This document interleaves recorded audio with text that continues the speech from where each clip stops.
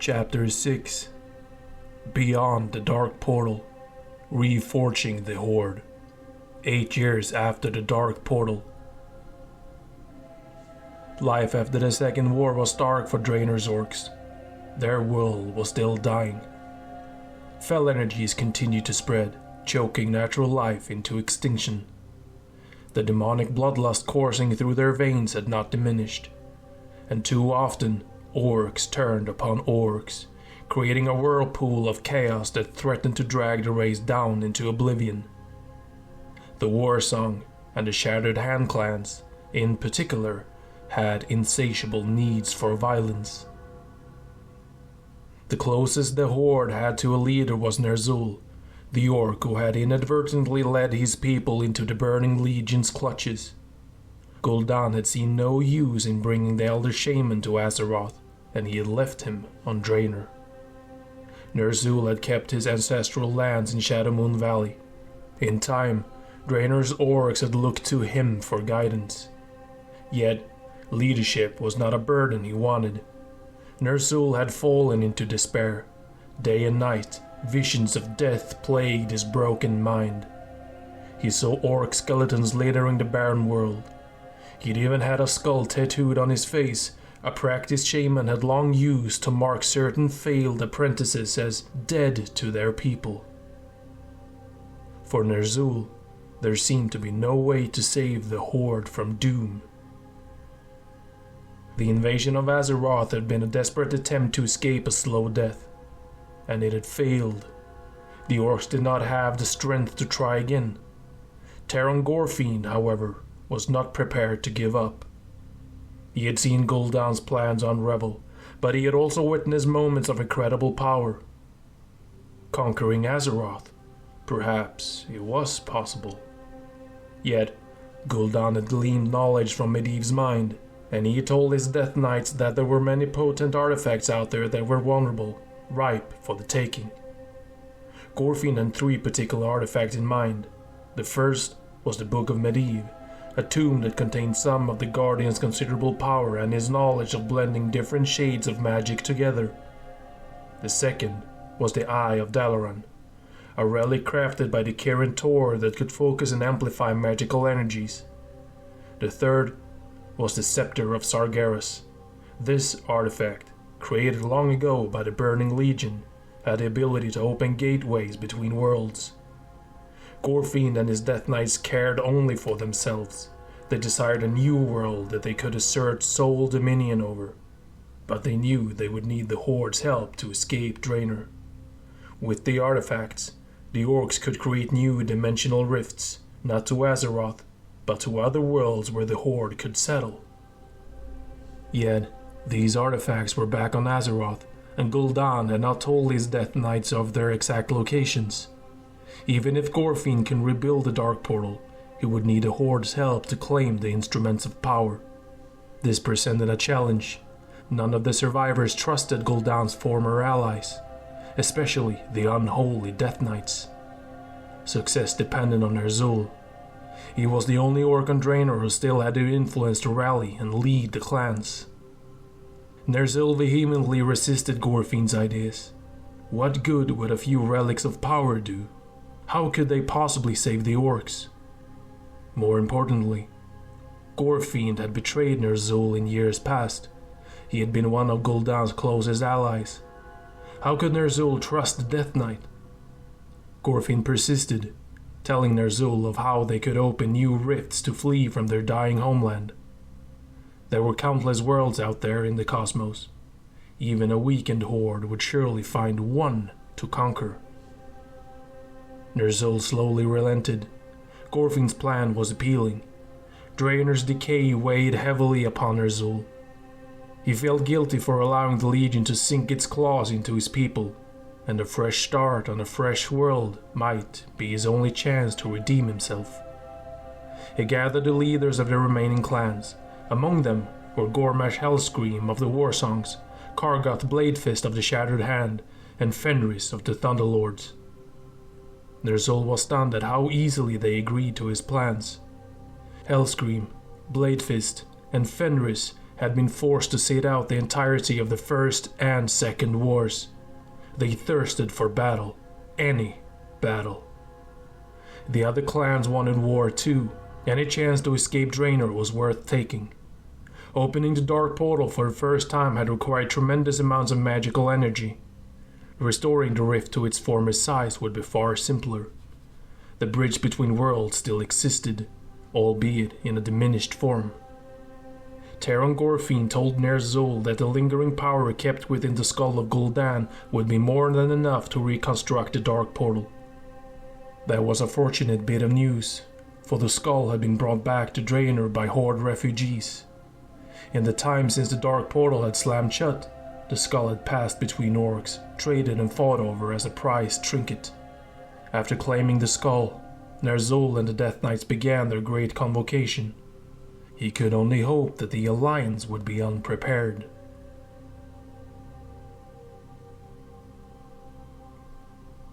Return of Garona. In the waning months of the Second War, Garona had wandered the land on her own. She could still feel the Shadow Council's dark presence in her mind, trying to bend her thoughts. She could not trust her actions around friend or foe. Slowly, patiently, she fought her way back into control, shrugging away as many of Gul'dan's lingering mental chains as she could. Finally, she was confident she could resist the Shadow Council's orders. That meant Garona was ready to visit the one person she still trusted in the world, Khadgar.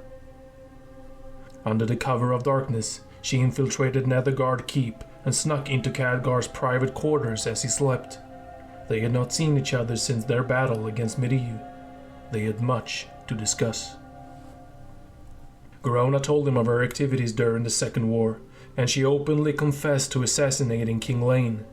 Khadgar believed her when she said she had been compelled to do it by Gul'dan. He could sense the Shadow Council's mangled spellwork still woven through her thoughts. The presence of these dark enchantments proved something else. At least one member of the Shadow Council was still alive and on Azeroth. Were that not the case, the spell would have lost their potency the moment Gul'dan had died. Someone was trying to maintain his link to his old puppets. Over several months, Khadgar secretly met with Garona outside Nethergard Keep, carefully unraveling the Shadow Council's hold on her. He was successful. Garona, for the first time in her life, was free. In gratitude, Garona offered to do whatever she could to hunt down the Shadow Council on Azeroth. Khadgar eagerly accepted. Of late, he had been sensing strange energies radiating from the nearby rift, and he was concerned that the forces on Draenor were working to expand it. He asked Garona to remain in the area, hidden from the Alliance, while he investigated. Fell Omens. Before long, Khadgar sent a message to many of the Alliance's leaders, asking them to meet in Nethergard Keep at once. There was some reluctance. The Second War had only recently ended, and most nations were still working to rebuild. Nonetheless, the leaders traveled to the keep. Once there, they understood Khadgar's urgency. He and the other Magi had managed to stop the spreading of fell energies, but not before they had turned the southern half of the Black Morass into a wasteland. The keep's garrison had taken to calling the region the Blasted Lands. The northern portion of the Black Morass, still teeming with life, had been renamed the Swamp of Sorrows in honor of those who had died in the Second War. The site of the Blasted Lands was a sobering reminder of the dark forces the Alliance had stopped, and of what they might be called upon to stop again. But the state of the land wasn't the truly bad news. Khadgar told the leaders that there had been unmistakable searches of fell magic where the Dark Portal has once stood. He feared that the orcs were attempting to expand the existing rift and pass through it. The gathered leaders agreed to give Khadgar their full support. War-weary as they all were, they had no intention of allowing the Horde to gain another foothold on this world. Tyra Leon coordinated a military effort from Stormwind, where he was in the midst of helping the kingdom rebuild. He asked Daneth Trollbane, one of the Second War's most prominent veterans, with leading a small army to the Blasted Lands. In the meantime, Tyr would rally the rest of the Alliance forces for the march south. Unfortunately, the Horde's invasion was already underway. Reopening the Dark Portal. Just a few weeks after Khadgar warned the Alliance of the impending threat, Ner'zhul finally succeeded. Drawing on the skull of Gul'dan's energies, he expanded the rift between Draenor and Azeroth.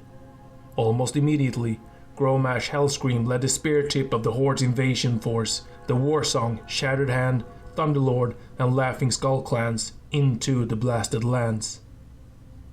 These soldiers were joined by Gorfiend and his Death Knights. The Orcs began constructing a physical frame around the dimensional rift, creating a new dark portal that could remain open permanently without needing a constant influx of power. Kilrog Deadeye and his Bleeding Hollow clan had been watching over the Blasted Lands for any sign of the Horde's return. They met with Grommash and the Death Knights, informing them of what had happened on Azeroth after the Second War. The information would prove invaluable in the days ahead. Gorfiend ordered Kilrog and his people back to Draenor. They had fought for survival since the end of the war, and they deserved time to rest. By the time Danath's meager army arrived at the Dark Portal, the Horde had brought many soldiers to Azeroth. The humans stood little chance against the enemy's superior numbers.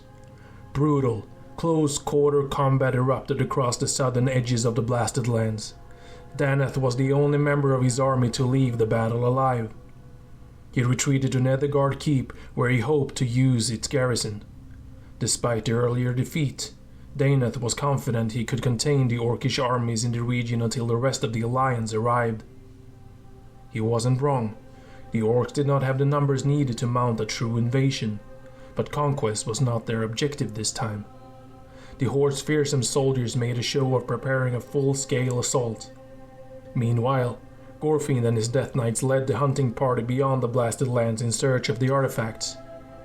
The group was composed of Death Knights and Orcs, including Chieftain Fenris. Few Alliance soldiers noticed their departure, and none guessed their purpose. Garona did. She began to track them, trying to discern what they were searching for.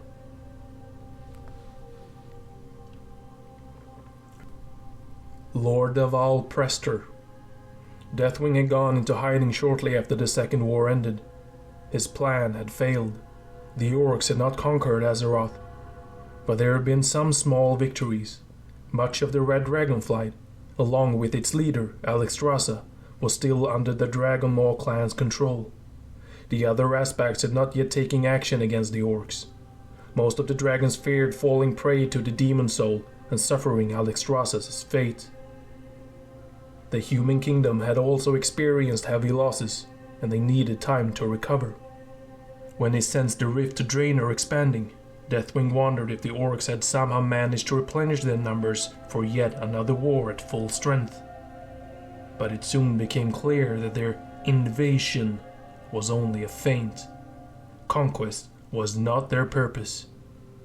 And yet, Deathwing was intrigued. He decided to take on human form once again and influence the Alliance's response to the Horde. This tactic had been very effective during the First War.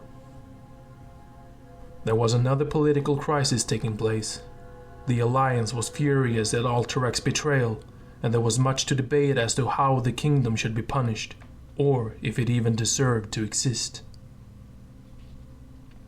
Lordaeron had become the place where these debates were held.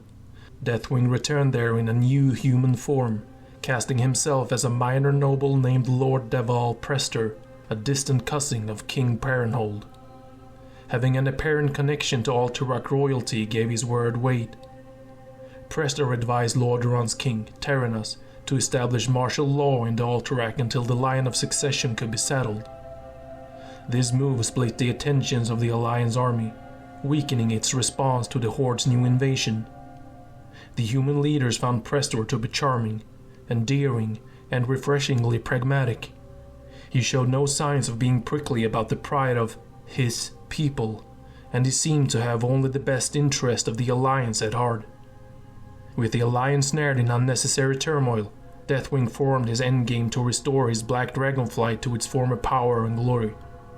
The human natures were unlikely to suffer serious damage from the Horde's invasion, and thus his plan on Azeroth would not advance. Any attempt to re-establish the Black Dragonflight would be noticed by the Alliance and, more importantly, by the other dragon aspects. Perhaps the solution to that problem did not lie on Azeroth at all. The Orcs' homeworld, Draenor.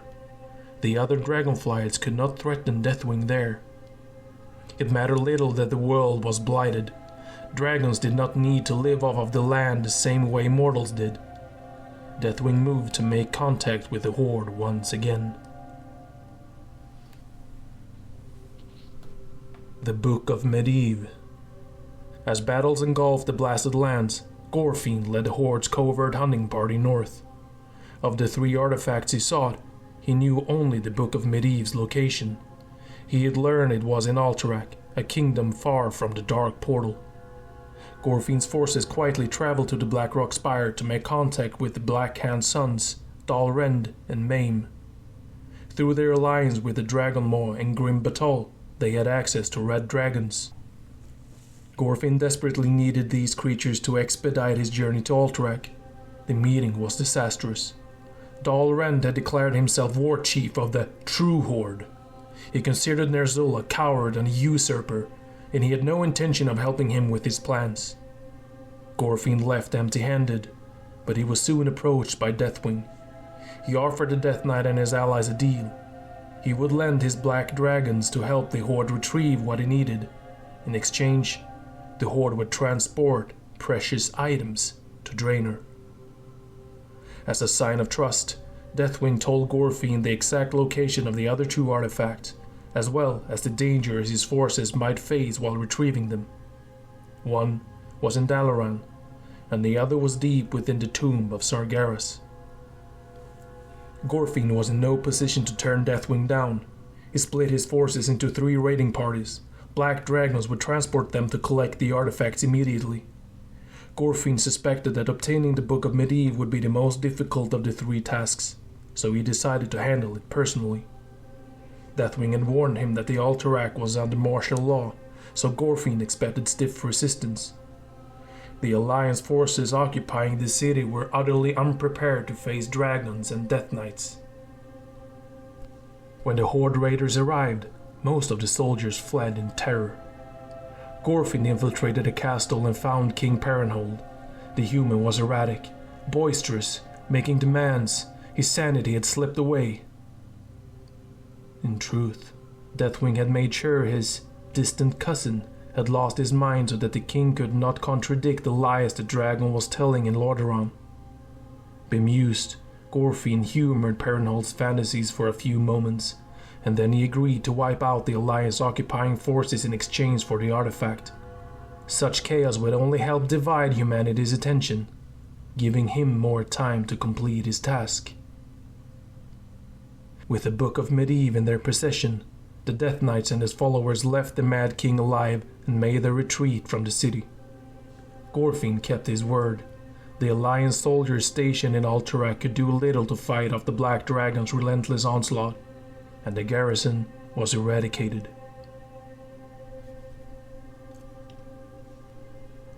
Revelations. While Gorfiend and his forces were assaulting Alterac, the fighting at Netherguard Keep ground to a bloody stalemate. Tyrellion had arrived with Alliance reinforcement. Alongside Khadgar and Danath's soldiers, they kept the Horde contained. Yet, the humans couldn't shake their suspicion that the Orcs were not throwing their full might into the invasion. Alliance scouts stayed on the alert for unexpected maneuvers, but none came. The Horde seemed content to test Netherguard's defenses day after day without trying to overwhelm the keep. As the days passed, more and more Alliance reinforcements arrived at the keep, enough to not only defend the walls, but also to launch counterattacks against the Horde. The siege was eventually forced back into the empty, open landscape of the blasted lands. That should have spelled the end of the invasion, but it didn't. The Orcs continued to fight, maintaining a skirmish line for no apparent reason. They sacrificed warriors to hold or retake useless ground. Khadgar's suspicions grew into an unnerving theory. The Horde was buying time for some other purpose. The invasion was just a distraction.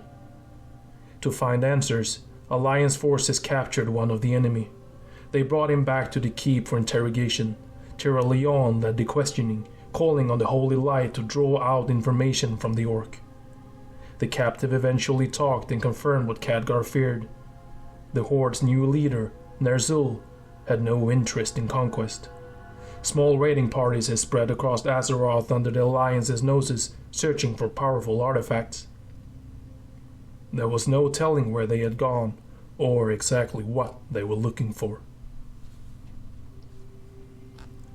The Eye of Dalaran.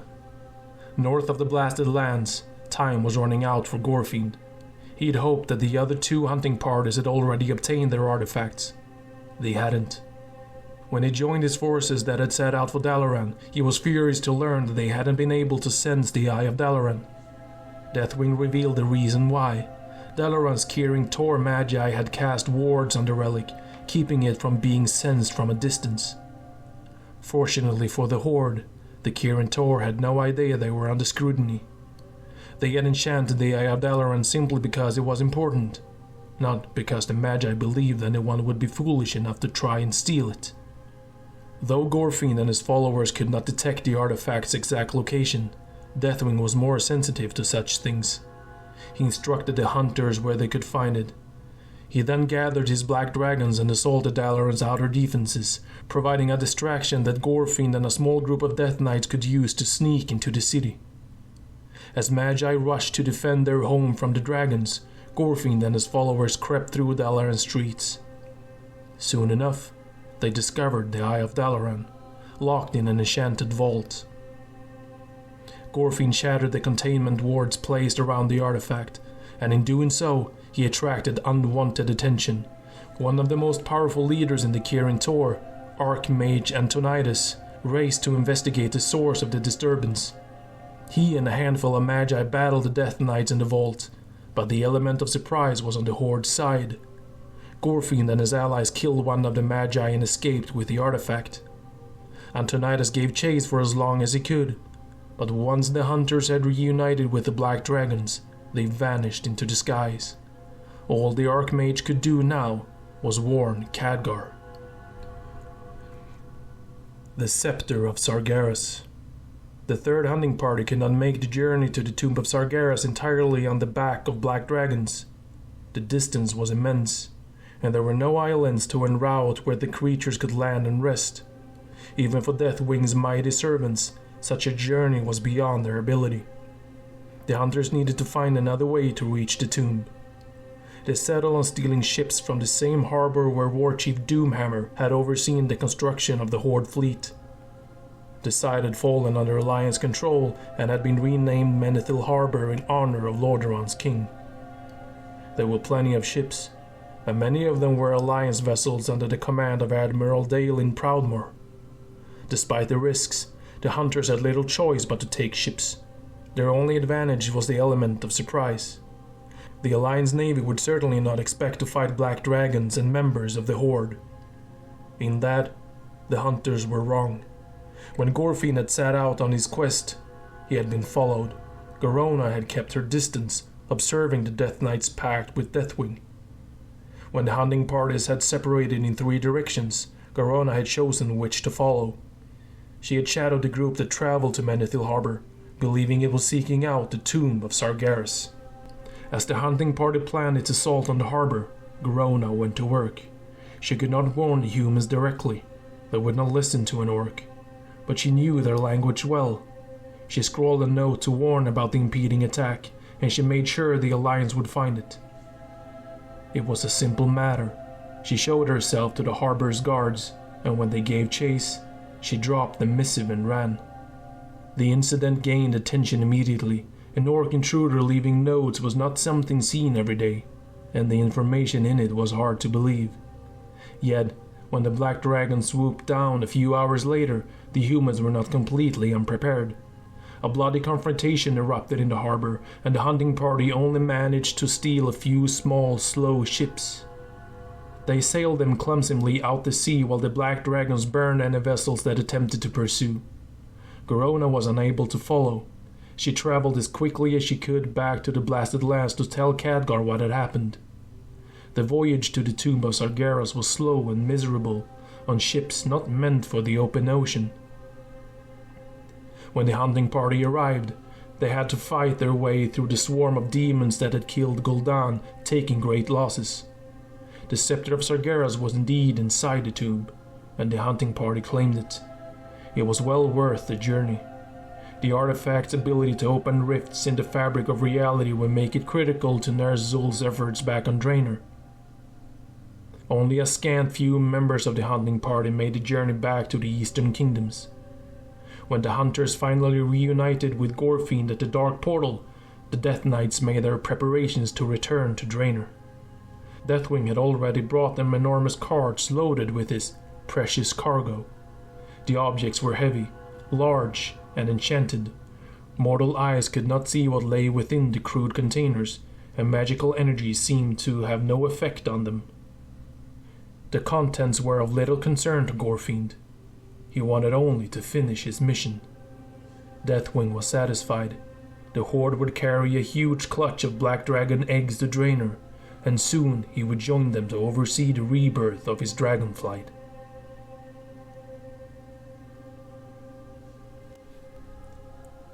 The Sons of Lothar. Gorfiend suspected that, after the Horde's latest attack on Azeroth, the Alliance might seek to invade Draenor. He left behind a large number of soldiers to prevent this from happening. This force was composed mainly of warsong orcs led by Hellscream, along with the Mach-Nathal Rexar. With this small army in place, Gorfiend and the rest of the Horde returned to Draenor.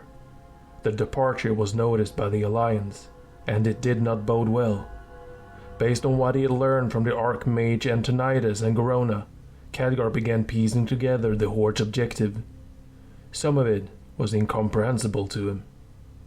He knew of dragons, but Deathwing was not a creature most mortals were aware of, but all of it seemed sinister in nature. Khadgar only learned the true scope of the Horde's plans after the Alliance captured the Death Knight. The Archmage bombarded the prisoner with arcane magic, forcing him to reveal all he knew of Ner'zhul's intentions. At last, everything was clear. Ner'zhul and the Horde were planning to escape their dying world by creating new portals, and they had stolen the artifacts to do so. When Khadgar told Terralion what he'd learned, they both agreed that they could not allow the Horde to invade another world. No other land should suffer as Azeroth had. Yet, it was possible the Alliance's other heroes wouldn't feel the same way. Launching a campaign into Draenor would require an army, and casualties would likely be high. Terralion and Khadgar both feared that there might not be much of an appetite for battling among the soldiers who had already spent years fighting to protect Azeroth from the Horde. It was time to find out. Terralion raised his banner, declaring that he would lead this army, the Sons of Lothar, into the Orcish homeworld and end the Horde forever. Not all of the Alliance's soldiers answered the call, but most did. Nearly every one of the Second War's most revered heroes, including Alaria Windrunner, Danath Trollbane, and Kudron Wildhammer, brought their forces to Netherguard Keep in preparation for war. Chrona wanted to join the expedition force, even if it was only in secret. Khadgar knew he could use her knowledge of Draenor to his advantage, but he had a different task for her.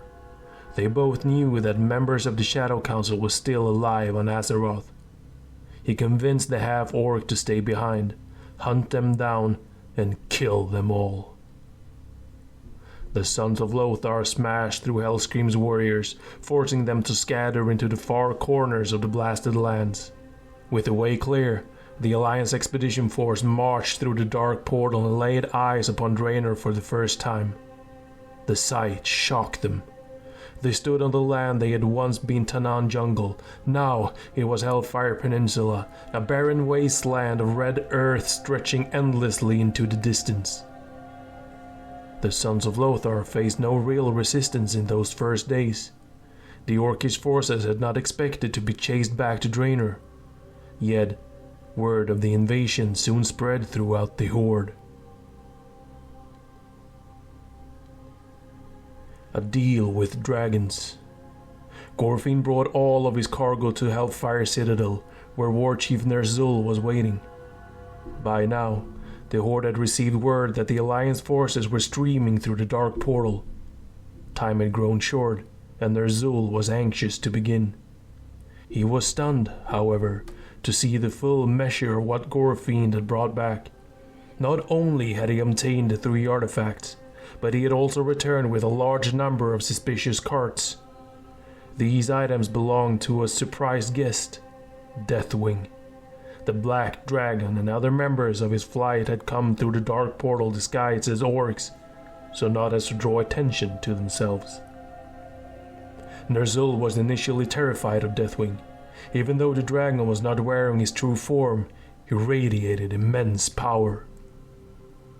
Deathwing sensed the potent skull of Gul'dan in Ner'zhul's presence, and he demanded it for himself. The war chief balked at this request, but only for a moment. He was in no position to resist a creature like Deathwing, and he had no further need of the skull. Its purpose had been to reopen the dark portal. Deathwing was interested in using the skull's lingering energies to strengthen his dragon flight and accelerate the growth of his eggs and whelps. As a token of friendship, Deathwing left a portion of his black dragons with the Horde to protect Hellfire Citadel against the Alliance's invasion. With the skull of Gul'dan in his possession, Deathwing left Hellfire Citadel. He settled on Gorgrond as a suitable place to hide his clutch of black dragon eggs. Meanwhile, Ner'zhul put his own plans into action. The gathered artifacts would grant him enough power to open portals to other worlds, but he needed to find a place to begin the ritual. The dark portal's location had been chosen because it rested on a convergence of magical ley lines, but now that was in Alliance hands. The only other nexus of ley lines Ner'zhul knew about was at the site of the Black Temple. He ordered the bulk of the Horde to accompany him to that location. The war chief left Kargeth Bladefist and his shattered hand at Hellfire Citadel to hold the Alliance army at bay. Assault on Hellfire Citadel. Khadgar and Tyrion both agreed that stopping Ner'zhul was their highest priority. If he were to fall, the Horde's plan to escape to other worlds would collapse. Believing that Ner'zhul was still in Hellfire Citadel, the Sons of Lothar launched an all-out offensive against the stronghold. Chieftain Bladefist and his shattered hand had dug in the Citadel for a siege. The Orcs had hoped to hold the Alliance at bay for a week. Their defenses fell before the first day ended. Even with the help of black dragons, Kargeth simply had no means to repel simultaneous attacks from dwarf griffin riders in the sky and soldiers on the ground. Once Khadgar and his fellow Magi joined the fray, Kargeth had to abandon his position and flee into the wastes. The Sons of Lothar were victorious, but they had no time to rest or rejoice. The presence of black dragons at Hellfire Citadel was an ill omen. What was worse, Khadgar discovered that Ner'zhul had marched southwest with the rest of the Horde and most of his potent artifacts. Strangely, the Archmage did not sense the skull of Gul'dan moving with them. He felt its presence somewhere in the north. Khadgar knew that the Sons of Lothar could not simply focus on Ner'zhul. The Archmage needed the skull of Gul'dan to destroy Draenor's side of the Dark Portal.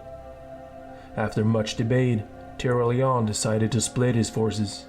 One half would track down the skull of Gul'dan, the other would apprehend Ner'zhul and the artifacts in his possession. Khadgar, Tyrion, and Ilaria Windrunner led the forces that sought out the skull of Gul'dan to the north. Danath Trollbane and Kudran Wildhammer pursued Ner'zhul to the south. The chaos of the coming battles would soon overwhelm both sides of the war. Battle of Auchindoun. Ner'zhul and the orcs were disappointed to hear how fast Hellfire Citadel had fallen, but they already had a considerable head start on the Alliance. The Horde knew this land, and they were moving quickly. It didn't seem possible that their enemies could catch up to them. Unfortunately for Ner'zhul, Kudran Wildhammer and his Griffin Riders had decided to scout ahead. They found the war chief and his small army at the edge of the Bone Wastes, west of Shadowmoon Valley. The dwarves rained hell upon the orcs, bombarding them with impunity. Unless Ner'zhul and his people found a safer route to the Black Temple, they would soon die. There was only so much path nearby, through the Draenei tomb city of Auchindoun. Much of the holy site was in ruins, but many of its crypts and tunnels were intact. During the Horde's war against the Draenei, Gorfind had learned much about Auchindoun. He knew of little-used passageways that led toward Shadowmoon Valley, paths that Ner'zhul and his forces could travel through to elude the Sons of Lothar and get closer to their destination. Auchindoun was a haunted and twisted place. It would not be safe to enter, but Ner'zhul had no alternative. As he led his forces into the tomb, the Griffin Riders launched a bold new attack, one that they would soon regret. Kudran was knocked from his mount and captured by the Horde. Before the other dwarves could rescue him, he was taken into Auchindoun's darkened corridors. Kilrog Deadeye interrogated Kudran, hoping to learn about the Alliance's true numbers. The dwarf held his tongue, even under unspeakable torture. Daeneth Trollbane's ground forces were not far away. When they arrived at Auchindoun, some of the Griffin Riders explained the situation. It would be very dangerous to rescue Kudran. In Auchindoun's tight quarters, a large force was little more effective than a small one, and the orcs knew the terrain. They would be capable of outmaneuvering Daeneth, no matter how many troops he brought with him. An unexpected source of aid presented itself. An outcast Arakoa named Grizik had been following the Sons of Lothar as they pursued the Horde south. He had no love for the Horde. Years ago, Chieftain Kargath had toppled the High Arakoan capital, Skyreach. His orcs had killed nearly all of its inhabitants, and they had captured High Arakoa and thrown them into the cursed Sethic Hollow. Grizik was one of the unfortunate prisoners. He emerged from the Sethic Hollow as an outcast, warped and twisted by the region's shadowy energies. Eager for vengeance, Grizik offered to lead the Alliance through Auchindoun.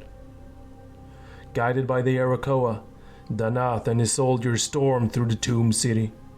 They moved carefully, avoiding the Horde's ambushes and methodically searching Auchindoun.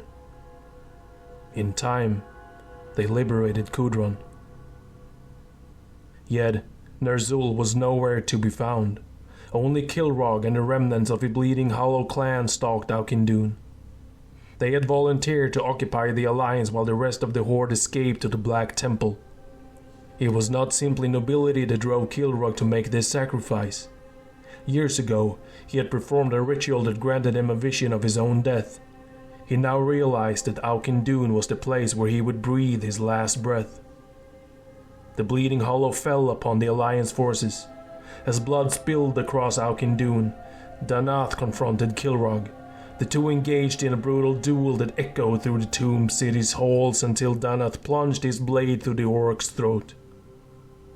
With their chieftain dead, the rest of the Bleeding Hollow scattered and surrendered. Kilrog's sacrifice was not in vain. He had given Ner'zhul the time he would need to safely reach the Black Temple with the rest of the Horde. Gruul, the Dragon Killer. Gorgrond was inhospitable terrain, the perfect place for Deathwing to build a refuge from those who could not fly. He and his black dragon swooped down on the mountain in force, seeking out safe places for his eggs. Though the land was barren, it was not unoccupied. Gorgrond was home to the Gron who had survived Draenor's slow decay. The mightiest of these giants was known as Gruul. He lorded over a number of ogres and lesser Gron who dwelled in the mountains. Gruul's kind was highly territorial, not prone to living in close proximity with one another. But the calamities that had befallen Draenor had changed them. The Gron now joined forces in order to survive. Gruul and his followers had no intention of allowing intruders to conquer their home. They fought back, surprising the black dragons with their ferocity. Deathwing ignored the Gron, seeing them as little more than pests. He focused on finding a number of hiding places for his unhatched children, while the rest of his dragonflight fought the native creatures. His arrogance led to the ruination of his plans. While Deathwing was distracted, the sons of Lothar arrived in Gorgrond, searching for the skull of Gul'dan. The Alliance soldiers were deeply unsettled by what they had found. Battles between black dragons and Gron had resulted in many deaths. Gruul and his followers had taken to impaling their slain enemies on spikes, displaying their corpses to all. The Gron nearly turned on the sons of Lothar with violence, but Khadgar and Tyrolion were quickly able to demonstrate that the Alliance was also the enemy of the Black Dragonflight. They struck a simple bargain with Gruul. If he gave them safe passage through Gorgrond, they would help him defeat Deathwing. The Gron and the Alliance prepared an ambush at the largest cache of Deathwing's eggs, nestled in one of Gorgrond's barren valleys. The sons of Lothar wasted little time. They destroyed as many of the unguarded eggs as they could, hoping to lure Deathwing into the open. When Deathwing learned of their actions, he and his draconic followers appeared in disguise and unleashed their molten fury on the intruders. It was just the moment Gruul had been waiting for. The massive Gron scaled Gorgrond's mountains to battle Deathwing with his bare fists. Meanwhile, Khadgar lashed Deathwing with his arcane power, ripping apart the metal plates bolted to the black dragon aspect spine.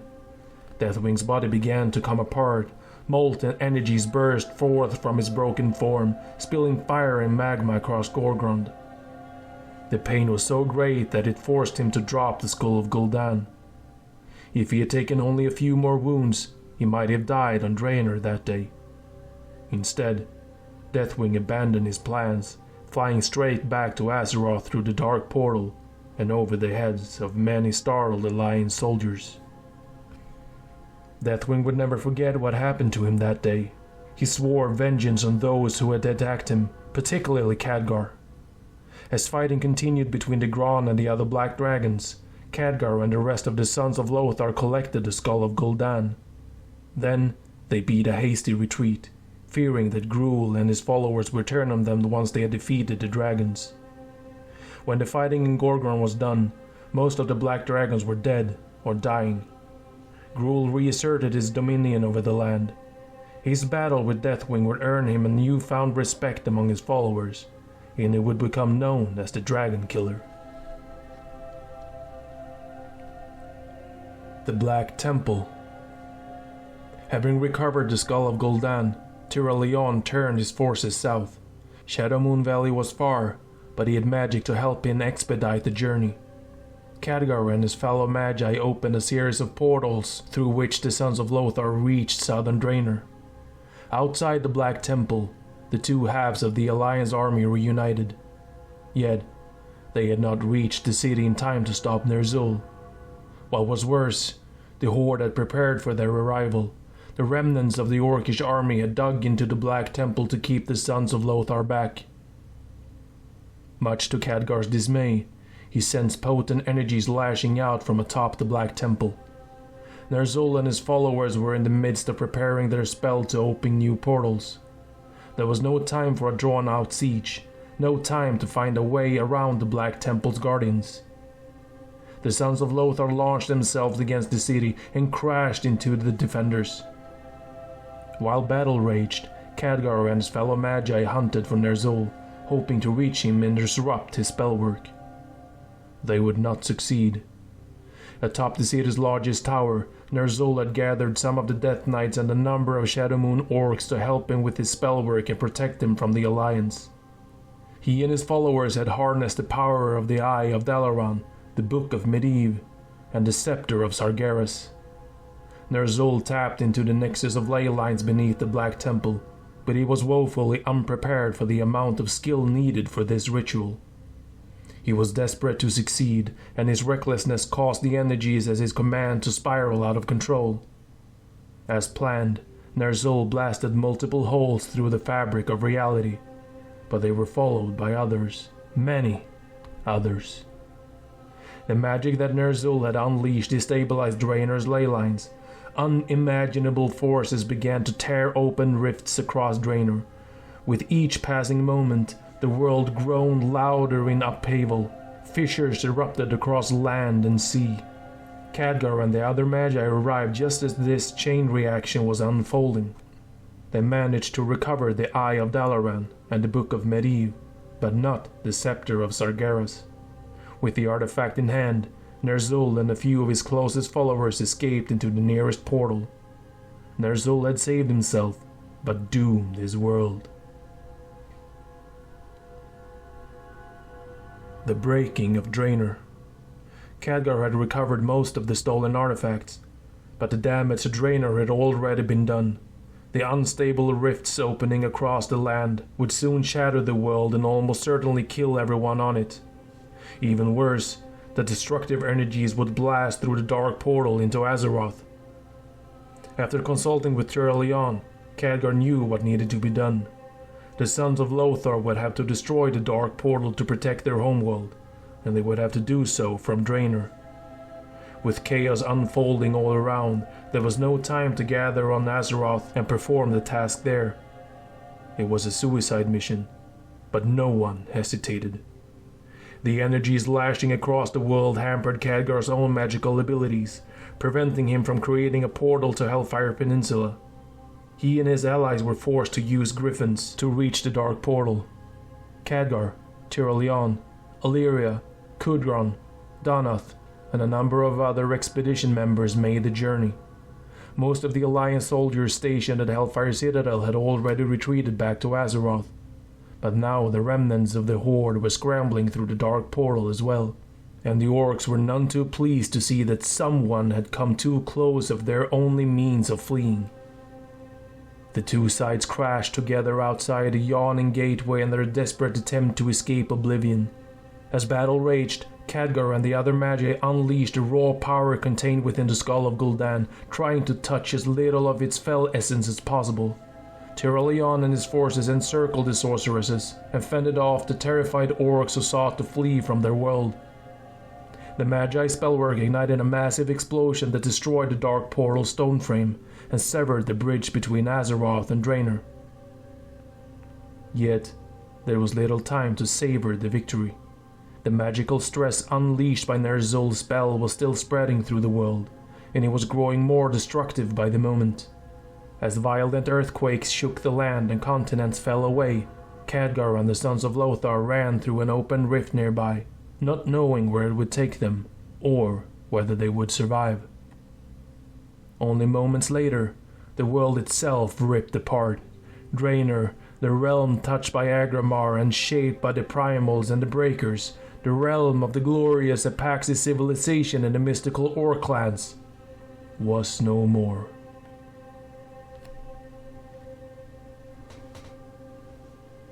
Remnants of the Horde. The orcs who had escaped through the dark portal before it closed brought grim tidings to the Horde on Azeroth. Their homeworld was gone. Ner'zhul had sacrificed everyone to save himself and a handful of his loyal followers. It seemed impossible that anyone else could have survived Draenor's destruction. For Chieftain Gromash, this news was devastating. His only surviving family, his son, Garrosh, had still been on Draenor in the Mag'har camp. Gromash put aside his grief and led his Warsong clan north to take shelter in the isolated Swamp of Sorrows. He was not giving up. He was merely regrouping. Gromash believed that there would never be peace between the orcs and the humans, and he wanted his fighters to be ready for battle. The members of the True Horde regarded the news about Draenor as confirmation that they were the rightful successors to Warchief Blackhand's rule. In the years to come, Dalrend and Maine would strengthen their forces. The Dragonmaw and Grim Batol would do much the same. Zuluhead and many of their clan had returned to Draenor at the end of the Second War. Yet, with the news of their homeworld's destruction, the Dragonmaw and Azeroth believed that their leader was dead. Necros took command over his people. He ordered them to continue lording over Alexstrasza and the Red Dragons in Grim Batol. Other members of the Horde saw no reason to keep fighting the Alliance. The noble Mok'Nathal, Rexxar, believed the rest of his people had perished on Draenor, and he was disgusted by everything that had transpired in recent years. His loyalties were now dust. Rexxar retreated into Azeroth's wilds, and they wandered the world in solitude. Tucked away in the Alterac Mountains, Drekthar and the Frostwolf clan carved out a new home. They isolated themselves from the orcs in the hopes of escaping the Alliance's wrath. It was a harsh and lonely existence, but it was not without its benefits. Drekthar had rekindled his connection with the elements, and he used them to keep his people safe. Far from the Eastern Kingdoms, Shogal and the Twilight's Hammer clan knew nothing of Draenor's fate. Even if they had, it wouldn't have mattered. The whispers of the old gods were calling to them.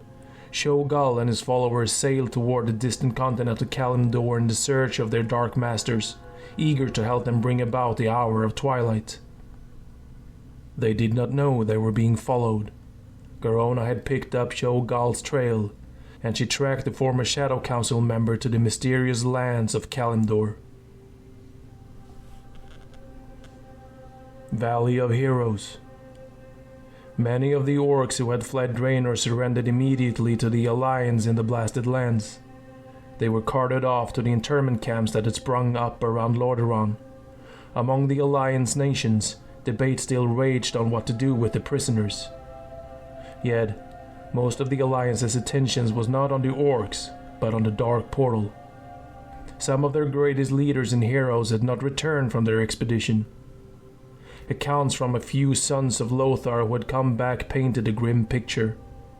But there was still hope that one day Tyrellion, Khadgar, Illyria, Kudron, Donath, and their followers might return. As the days, weeks, months, and years began to pass, that hope faded. The missing soldiers were presumed dead. Statues of the expedition's leaders were erected at the gates of Stormwind City, so all the citizens would receive a daily reminder of those who had made the ultimate sacrifice in order to save their world. Plaques were affixed to the statues, bearing messages from the leaders' friends, comrades, and loved ones. It would be decades before Azeroth would learn the truth of what had happened. In the meantime, the peoples of the Eastern Kingdom settled into their new lives. The First and Second Wars had far-reaching repercussions, altering the balance of power across the land. The Council of Tirisfal was no more, and the concept of a single guardian imbued with great power was abandoned. Azeroth now had new protectors. The most prominent was the Alliance. Even though the Horde had been defeated, the Alliance's members saw no purpose in disbanding the faction. They would maintain their ties, sharing resources and military strength to protect the world. The Paladins of the Silver Hand also dedicated themselves to safeguarding the land. Only Tyrellion had journeyed to Draenor. He had told his comrades to stay behind. The Paladins soon trained new holy warriors in their ways, and the ranks of their righteous order swelled. Elsewhere, the Kirin Tor of Dalaran studied the imprisoned orcs and their magics. The Magi knew that the elements of the Horde were still lurking throughout the Eastern Kingdoms. They wanted to learn as much as they could about their new enemy in the event that another war broke out. Just as on primordial Draenor, just as on countless worlds throughout the cosmos, conflict had changed Azeroth and its people forever. Yet, there was more turmoil to come. In the years ahead, Azeroth would need the Alliance and other protectors to survive. To be continued.